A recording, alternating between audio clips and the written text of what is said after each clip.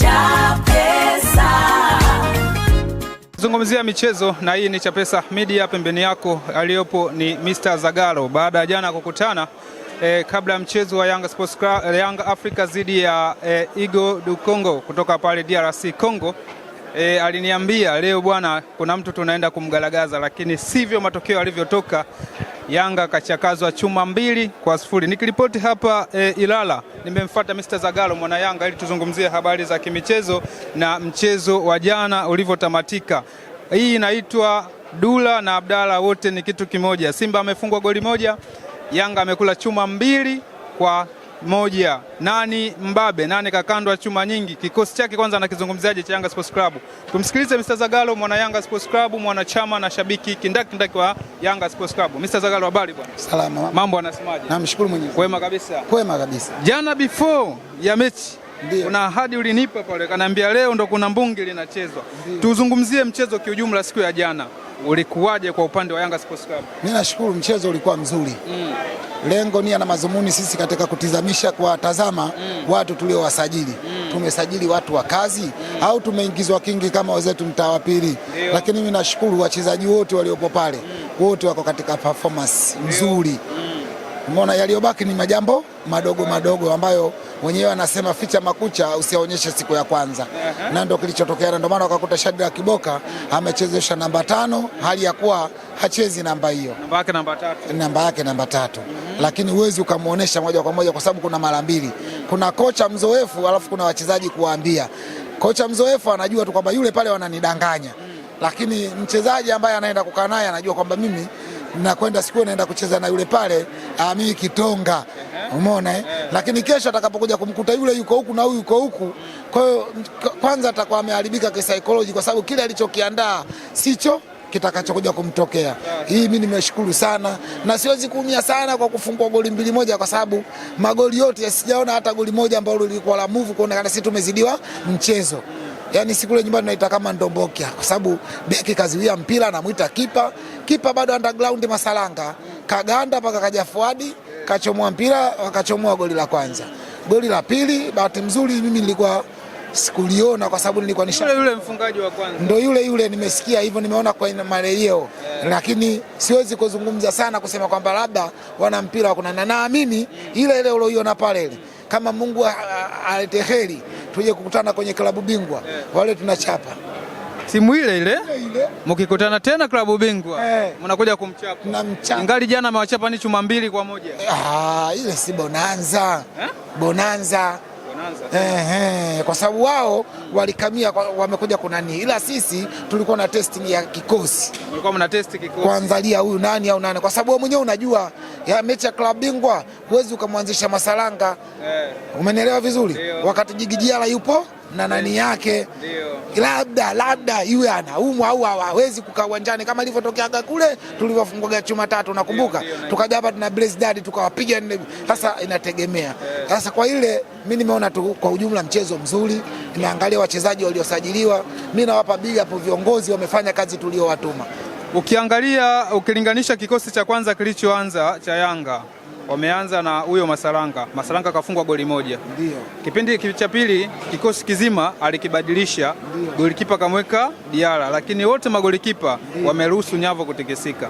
Unadhani kikosi hivyo vile ni kipi ambacho wewe binafsi unasema kikosi cha kwanza au cha pili at least kilikuwa kimecheza vizuri kwa compare hapo? Ni kipi ambacho wewe unaendana nacho kwa pale? Kikosi kama kikosi waliocheza wa kwanza na cha pili, baadhi yao wote wale wanakuja kuwa kitu kimoja, ndio unapopata ile timu, kwa sababu waliotolewa wote wapo ambao watakuja kuanza first 11 na hao walioingizwa wote wapo watakao kuja kukaa sabu. Kwa hiyo hili ndio maana mimi nikakwambia jicho la tatu, sio kwamba sababu hii ya kuona kwamba eti kwa sababu huyu karuhusu goli. Hilo mimi yani sina doubt nalo na sina kumlaumu, ila tu inabidi angalia kama yule Masalanga kutokana na underground ajifunze kitu kutoka kwa wenzake waliopo pale, kwa sababu lile goli naamini angekuwa Butwalibu Msheli asingefungwa, kwa sababu tayari kashakuwa anaiga nyendo za yule aliyokuwa naye. Unajua unapokuwa na professional ndipo nawe unapokuwa professional. Sasa yule ndo kwanza ametolewa nani, ameletwa kule. Kwa hiyo bado yale mazingira ya kwa professional hajayamudu, lakini kwa ujumla sina lawama nao. Kwa goli la kwanza lawama zinaenda kwa Masalanga. Kwa muono wa mpira tu kwamba ni vitu vya mimi siwezi kumsema mchezaji kwa sababu anayekuuzi leo ndio atakayekufurahisha kesho, na mchezo wa mpira haunaga ile, kwa sababu anasema usiseme ukamaliza, kesho atakuja kufanya jambo wewe mwenyewe utashindwa kuna nini, sababu hata katika upande wa dini Mtume sallallahu alaihi wasallam anasema usimpende mtu mpaka ukafikia hatua siku akija kukutenda utashindwa namna ya kumwangalia, na usimchukie mtu mpaka hatua ya mwisho, kuna siku atakuja kufanya jambo jema utashindwa kumwambia hata asante. Kwa hiyo inabidi tuishi kati kwa kati, balance, usimchukie sana na usimpende mpaka hatua ya mwisho. Hayo kwa mwanadamu, kwa sababu hakuna mwanadamu aliyokamilika. Bwana, jana wengi wao walikuwa wanaisubiri surprise ya namba 6 ambao jana walisema itatambulishwa, na wengi wenu mashabiki wa Yanga Sports Club mlikuwa mnategemea Faisal Salmo Feitoto akitambulishwa siku ya jana, lakini ile surprise haijaweza kutokea pale. Unaizungumziaje kwa ile viongozi wamewadanganya au ipo bado hiyo surprise, muendelee kuisubiri mpaka baadaye?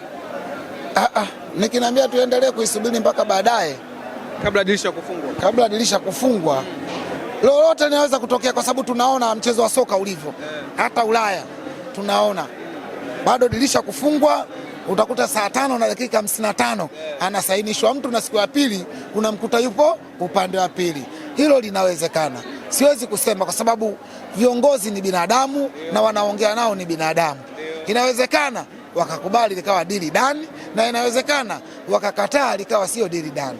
Kwa hiyo uwezi ukawalaumu viongozi kwa nini, na uwezi ukasema kwa nini wale kule wamekataa. Hapana, sababu kila mmoja anaifanya, wanasema anayechonga mwiko anagombolea mkono wake. Inawezekana na wao walimnunua kwa ajili ya malengo kama ambayo uko nayo wewe, hawatakuuzia. Kwa hiyo mfano wa biashara kuna mambo mawili, ili biashara ipendeze ni kununua na kuuza. Kama mtu akishakwambia staki kila kitu staki, huwezi ukalazimisha. Peter Shalulile jana wengi wao walikuwa wanaamnaye sana kujaribu kumwangalia kiwango chake na ule uzee waliokuwa wanamzungumzia, lakini mwishoni ameweza kulipatia Yanga goli moja la utangulizi. Unamzungumziaje striker wako? Waendelee kusubiri magoli au ile ya jana ile ya kutenga ndio iliyombeba tu kwa Shalulile, bado muendelee kumsubiri kwa uchezaji ule uangaliwa pa Shalulile? Mimi nasema kwa ligi yetu hii, kwa ligi yetu hii kuna watu watakuja kushika mikono kichwani sana. Kwa ligi yetu watashika kichwani kwa lipi? Watashika mikono kichwani sana. Kwa sababu gani? Na umeuliza vizuri. Wale wanamuita Paul Shalulile. Pila ni Shalulile. Shashamani.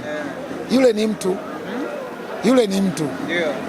Na kama unaamini au ulikuwa unaangalia ule mpira, kuna kipindi alikuwa anamfuata Alan Okello, akawa anamwambia ukiniona niko hapa au naiweka hapa, mimi nikikaa hapa weka hapa. Yani yale mambo ndio wanaofanyaga watu wa mpira, ambao wewe unajua kwamba hapa kuna kitu kinafanya nini kinaendelea.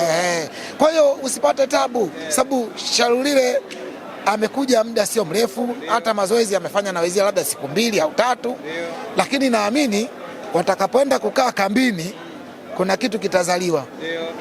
Nakumbuka ile ya pale shamba la bibi pale, si ndio wanasemaga wao ndio wa kwanza, wao kila kitu kila kitu wao ndio waanzilishi wao ndio wamekuwa kufungua uwanja, wameanza kugongwa wao pale ule uwanja, na wale ndio walopigwa wakati ya mpira kwa pani ule uwanja. Naamini watakuja kurudia tena hayo. Sasa wale kwa mpira kwa pani hao watani, kwani si ndo pale walipopigwa goli wakaingia mitini, si ndo pale au sio shamba la bibi kwa uwanja hawakurudia, si ndo pale kipindi cha pili, si ndo pale shamba la bibi? Basi huku uwanja mkubwa huko wanakataga tu. Si hatuji wanachomoa, lakini pale walifika afu kipindi cha pili wakala chocho, watu wakakimbia. Bwana, tuzungumzie pia striker mwingine ambayo sajili hii mpya kabisa ambayo wengi wao walikuwa wanatamani jana pia kuona makeke yake anayoyafanya, yule Cheick Toure. Ndio. Unamzungumziaje naye? Mumpe muda au naye yuko vizuri? Anayejua anajua tu. Anayejua? Sasa tusubiri kwa hapa muda kama wale walivyo. So kama Dumbia. Ukisikia ukiweka bleach ndio utaonekana unang'ala, sio yule. Lakini jana hakijatokea kile mlichokitarajia. Mpira una mambo mengi. Kwanza muda yeye kapigiwa pasi na hisi alikuwa Mudathir yule au alikuwa Kangwanda. Afu mwisho asiku na golikipa kakosa goli. Ni mchezo wa kawaida, na kama ingekuwa kila mchezaji kila mpira anawekwa basi wavuni. Hata hao masoka unaosikia kina Messi, kina Cristiano Ronaldo, kama ingekuwa kila mpira wakipewa kavuni, basi ingekuwa wanacheza netball. Magoli 80 100 wangekuwa wanafungana hivyo. lakini mpira una njia zake. Unaweza kukuta mpira unakuja sawa na mguu unyoki, haujaona watu wana msuli unadinda, mtu unafanyaje, ndio mpira ulivyo. Kwa mpira una mambo mengi, lakini kusema mtu, mimi sina shaka na uko mbele watu tutakuja kuongea lugha moja. Sasa mbele tutakuja kuongea lugha moja. Sasa mmetofautiana lugha. Tutakuja kuzungumza lugha moja. Bwana, mnaelekea Yanga dabi ya Yanga na Simba tarehe 12 pale visiwani Zanzibar. Ukilinganisha kikosi chako kwa cha kwanza na cha pili ukachukua mmoja ukapata first 11. Unazungumziaje kuelekea huo mchezo? Utamshinda mtani kweli? Goli 3 nimemkosa. Zagalo. Nimemkosa goli 3. Umemkosa? Goli 3. Ile pila ile uliona pale ile. Nimemkosa goli 3. Mtani umemkosa goli 3. Nimemkosa goli 3. Ikiwa wewe kumekula 2 jana mwenzio kala 1. Mimi hivi tuchukulie mimi nimefungwa goli 2-1. Wao wamefungwa 1-0. Polisi inashiriki nani gani? Yupo kule anacheza ligi yake ya Kenya. Katika kimataifa bado hayupo. Yule huyo anacheza nafasi gani? Yupo kwenye na imani kwenye shirikisho au klabu bingwa? Klabu bingwa yupo klabu bingwa kule, bingwa Mazembe na mshindi wa pili ndio yeye. Ndio yupo klabu bingwa. Kwa yule pale kwa kama huku kwetu ligi ya kwetu mimi tungesema yule ni kama Simba Sports ndio shindi namba 2. Sawa? Yule ndo kama Simba Sports mshindi namba 2. Kwa hiyo sawa kumbeza hivi pale yupo klabu bingwa pale. Na yeye hakuja pale kwenye mchezo kama mchezo ambao mimi nimeuchukulia pre-season ya kuona kwamba naonyesha wachezaji wangu. Fair player. Fair player hapana. Alikuja kikosi kazi. Wao walikuja kikosi kazi kama kuna kombe uwanjani. Na ndio maana wakakuta hata yule mtoto email wakamkata. Unajua kama Yanga kuna mtoto anaitwa Ime. Sasa yule Selman wanamuita nani? Haujamuona alivyokuwa anachota na kunyanyasa watu. Yule kijana yule mtoto, mwisho wa siku watu wakaona huyu atamwaibisha mtu, wakaamua kumkanda atoke nje. Sasa sisi hatukudhamiria vile, ndio maana unakuta hata kadi nyingi zilikuwa upande wa kwao tofauti na kwetu. Sisi hatuna habari zile. Sisi tulienda pale kwa ajili ya kutambulisha na tukawa fair play. Umeona? Kwa hiyo mimi naamini kikosi kile ulichokiona pale, yani kile akina kachumbali, akina yani ule ubwabwa mkavu unakula. Tarehe 12 ubwabwa mkavu unakula mapema tu. Simba unamletea kile. Na hawatataka tena kule Amani Stadium. Sisi tunamwambia. Kweli? Jana ulimwona Julio? Nimemwona. Katika ile siku ya kufagia uwanja wa Vavijola ulimwona? Sasa jana si amealikwa amesema. Sijajibu swali. Sijamwona. Kwani yule mvaa jezi mvaa Vijola? Anavaa jezi. Yule anavaa Vijola. Lakini jana alikuja kwa wavaa jezi. Anavaa Vijola. Ukimsikia Simba Sports, unajua wavaa Vijola. Ila Yanga, Dar es Salaam Young Africans ndio wanavaa jezi. Sasa Vijola vinatengenezwa KTM jamani. Sasa unakataa nini? Vijola vinatengenezwa KTM. Utafananisha na jezi inayotengenezwa Thailand. Wewe kwako uzi? Wenzangu Vijola. Watoke wakijisikia uchungu. Kweli? Wakijisikia uchungu nao watengeneze jezi. Waingie wazabuni watengeneze jezi. Sio na kazi ya kulia tu kila siku. Hata jana umesikia mdhamini anakuaga vile, yule mwimba taarabu juzi hajasema swala la kadi sio la kwangu mie, watu kumbe unatupiga. Haujasikia? Kwa sababu sisi tunavyojua tajiri anakuaga hana maneno mengi, maneno yake 2 au 3. Umeona bwana? Lakini yule wa Vijola kaja na hotuba, mambo ya kwenda kuyafanya mkutanoni huko, anakuja kutuletea sisi kwenye tamasha. Wewe uliwahi kuona ile mambo magumu? Tukiwaambia wanakasirika. Alafu anakuambia sisi wabunifu. Ni kweli wabunifu. Kwa sababu si pale hatuji kuhutubiana kwenye mkutano mkuu. Si hatuko kwenye mkutano mkuu, si tuko kwenye tamasha. Na ndio maana tunashinda kweli. Hatuwezi kufuatana sisi na wao. Sisi tuko hivi na wao wako hivi. Sawa. Kuelekea dabi unaelekeza au unawaahidi nini mashabiki wenzio wa Yanga da Africa ni kuelekea dabi huko Zanzibar? Mwenye uwezo aende Zanzibar. Bukhari wa msoeshi. Mwenye uwezo aende Zanzibar kilo safi mapema sana. Yani ile kampa tena imerudi. Na tunatangaza mapema kabla ngao ya sign 26-27 Yanga bingwa tena. Asante baba. Bwana, nikiripoti hapa Ilala sokoni nikiwa na Mr. Zagalo, mwana Yanga, shabiki wa Yanga na mwanachama wa Yanga Sports Club.